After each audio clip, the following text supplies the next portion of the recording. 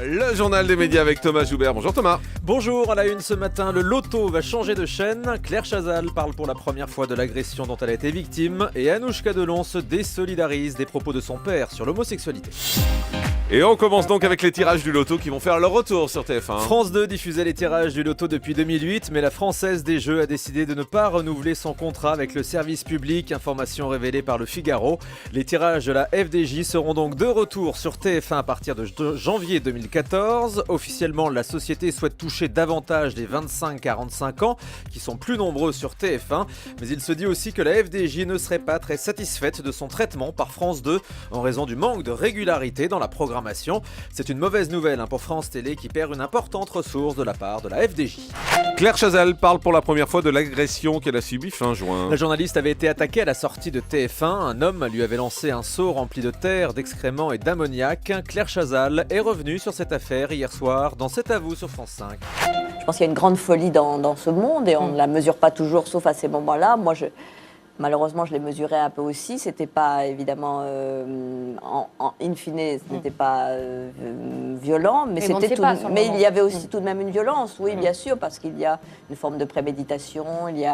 Et puis on ne comprend pas pourquoi quelqu'un vous en veut. Moi, donc, et puis face à la folie, on est un peu impuissant. Mais il faut aussi se dire que le statut de personnage public comporte ces risques-là. Et j'ai pas souffert beaucoup dans ma vie et j'ai quasiment jamais eu de manifestation d'hostilité ni de violence.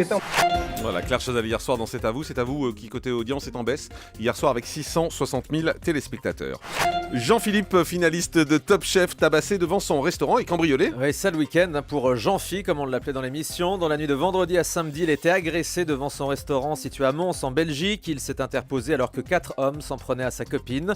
Le restaurateur a fini aux urgences avec 5 points de suture à la tête, un pouce retourné, la mâchoire démise et des bleus un peu partout.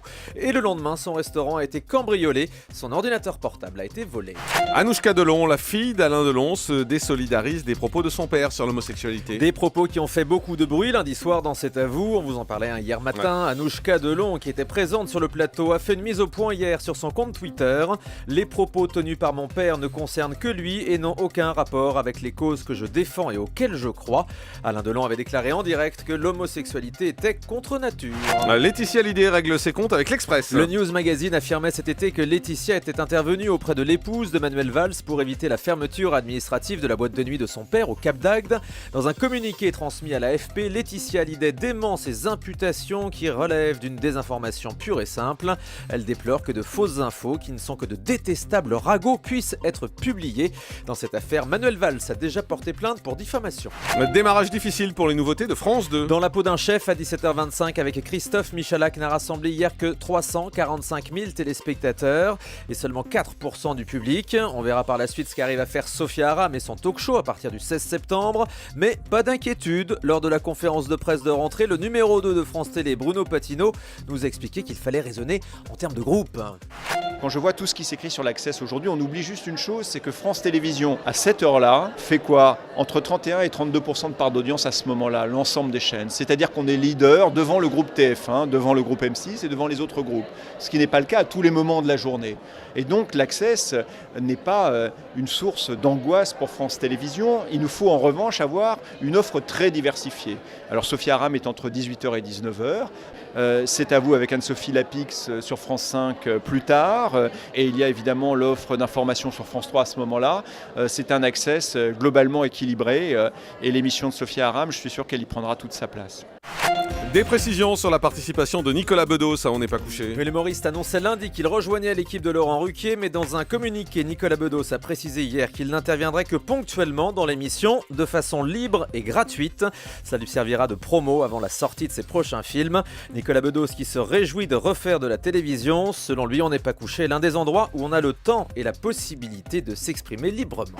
La TMC va consacrer une soirée spéciale à Danny Boone. Il était une fois Danny Boone sera diffusé le mercredi 25 septembre à 20h45, un documentaire de 90 minutes qui retracera le destin de l'humoriste, un ch'tibilout comme il s'appelle. On verra également des extraits de ses sketchs, de ses films et de nombreux témoignages de ses amis.